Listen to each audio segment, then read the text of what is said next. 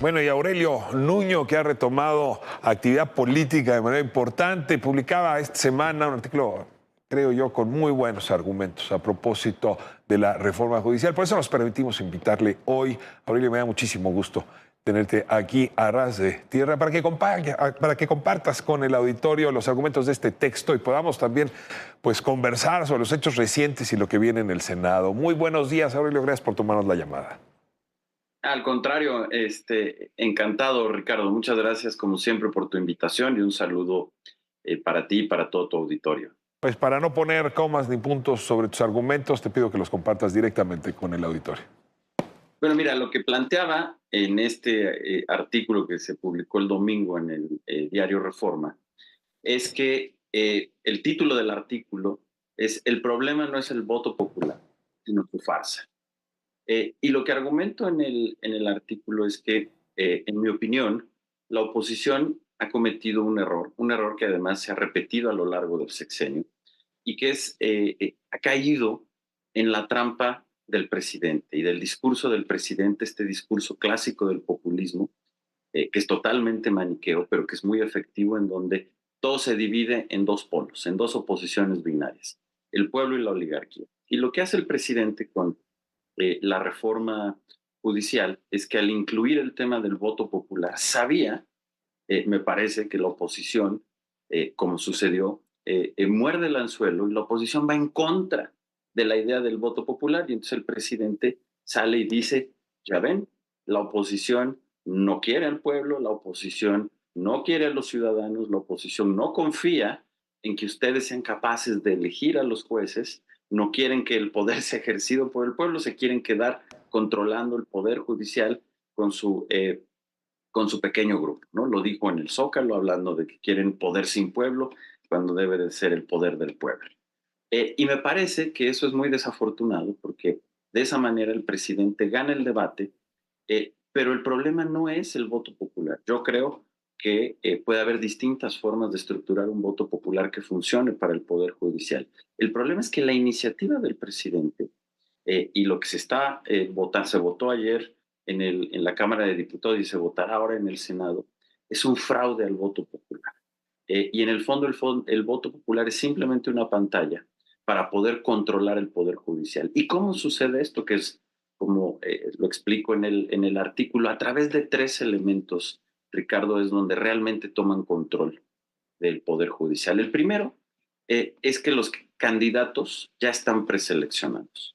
De acuerdo a la iniciativa, cada uno de los poderes, es decir, la presidenta de la República, el Congreso y el Poder Judicial a través de la Corte, van a crear una comisión, y esa comisión va a preseleccionar a los candidatos. Esa comisión la va a nombrar centralmente el grupo gobernante. Entonces van a preseleccionar a los candidatos. Después, para adornar el asunto, dicen que habrá una tómbola para decir que se seleccionaron al azar, pero realmente esa selección se da sobre la preselección que ellos ya hicieron de los candidatos. Y después, esos son los candidatos que todos vamos a elegir. Entonces, pues es una farsa. Te están diciendo: vota por mis candidatos, ¿no? Es decir, es una votación dirigida.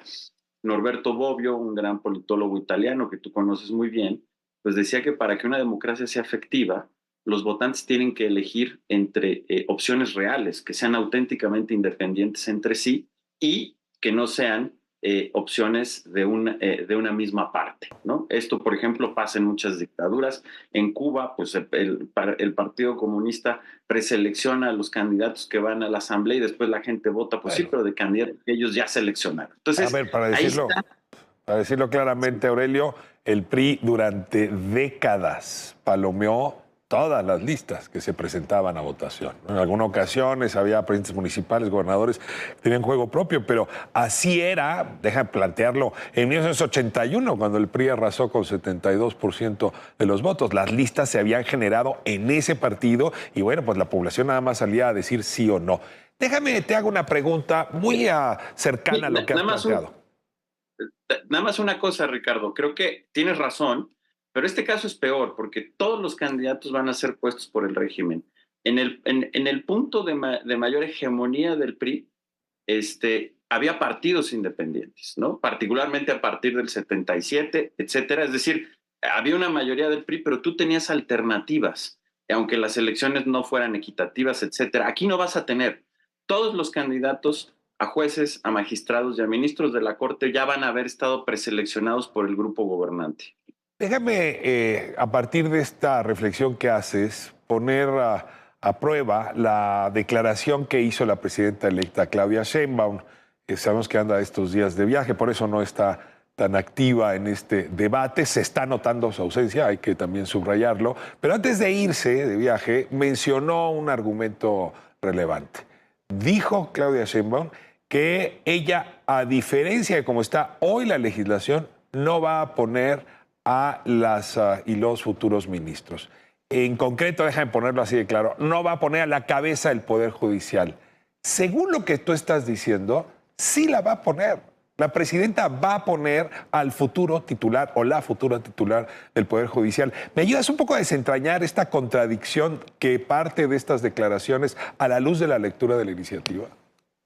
Claro, y es parte digamos, de la farsa en la que ha caído la oposición. Efectivamente ella dice, no, yo estoy renunciando a nombrar a los ministros de la Corte porque actualmente, con el procedimiento que se tiene, ella los nombraría y ahora serán nombrados por el pueblo. Pero el problema es el que estamos aquí platicando y te menciono y puse en ese artículo. El problema es que los candidatos los va a preseleccionar ella. Entonces nos van a decir a todos, nos van a decir al pueblo, voten, pero voten sobre los candidatos que yo ya seleccioné, con un tema que es todavía más grave que el actual. Hoy, la presidenta de la República podría elegir a los ministros de la Corte, pero no a los jueces y a los magistrados. Con esta reforma va a poder elegir a todos, porque los preselecciona y después se votará, pero se votará por los candidatos que ellos ya seleccionaron. Entonces, la circunstancia es peor, pero fíjate cómo es el engaño. Ellos tienen la posibilidad de decir, esto es así porque ahora habrá voto popular. La oposición dice, no quiero voto popular, y entonces los exhiben como una oposición que no quiere estar cerca de la gente y del pueblo, en lugar de que la oposición exhiba este problema que es donde está la farsa al voto popular, Ricardo. Entonces, me parece que no es así. No solamente no va a elegir a los ministros de la Corte, va a elegir a todo el Poder Judicial Federal. Con lo grave que es eso, pues porque el Poder Judicial queda en manos de un grupo político, ¿no? Déjame cerrar con un último elemento, porque Sí. entonces, ¿cómo los va a nombrar? Cabe que algún juez, ya estando sentado en su escritorio, pues disienta de la mayoría y opine de manera distinta y conceda un amparo que le moleste al gobierno. Y ahí entra lo del tribunal de carácter disciplinario. ¿Podríamos cerrar con ese último elemento? Porque no, el control no se agota en la confección de la lista, ¿no? Que luego será sometida a voto popular. Es que el voto popular puede decir, yo quiero a Aurelio Nuño como juez, y luego, pues si este juez decide en su criterio votar de una manera distinta como le interesa al gobierno, viene otra posibilidad también de castigo y de salida, incluso antes de que tengan que volver a meter su cargo a votación popular. Tal cual, Ricardo, lo explicas muy bien. Hay un doble control. El primer control es el que ya explicamos. Ellos seleccionan a los candidatos y por lo tanto a quienes van a ser jueces, ministros o magistrados. Pero después hay un control sobre su ejercicio. Se crea un nuevo tribunal de disciplina judicial, que yo he llamado de Inquisición Judicial, que tiene una serie. Uno, ese tribunal se elige por estas mismas reglas, por lo tanto va a estar controlado también por el régimen. Y ese tribunal va a tener una serie de facultades muy amplias, por lo tanto bastante arbitrarias, porque las van a poder aplicar sin criterios rigurosos, con mucha arbitrariedad, en la cual van a poder prácticamente bajo cualquier circunstancia sancionar a los jueces, sancionarlos económicamente, los van a poder suspender y lo más grave, los van a poder correr. Incluso los van a poder correr no por falta, no por actos, por supuestos actos de corrupción o de faltas éticas, sino los van a poder correr supuestamente por no trabajar de manera eficaz.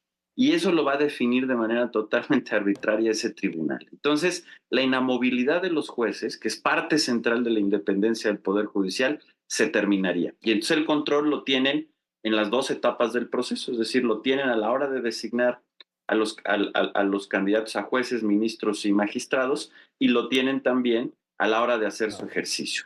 Con Pues, estos Aurelio, dos instrumentos, el Poder Judicial estará controlado por el grupo gobernante, Ricardo. es increíble que esto se vaya a acabar definiendo por punto 3 de un senador. Es decir, tiene la mayoría claramente 85, les falta punto 3 para poder hacer esta reforma la semana que entra. Vamos a seguir discutiendo y te agradecería mucho que pudieras volver a acompañarnos la próxima semana, que esto se va a poner rojo vivo, para escuchar tus argumentos, tus reflexiones. Que tengas muy buen día, Aurelio. Muchísimas gracias. Gracias, Ricardo. Igualmente, me encantará estar con ustedes como siempre. Gracias por la invitación.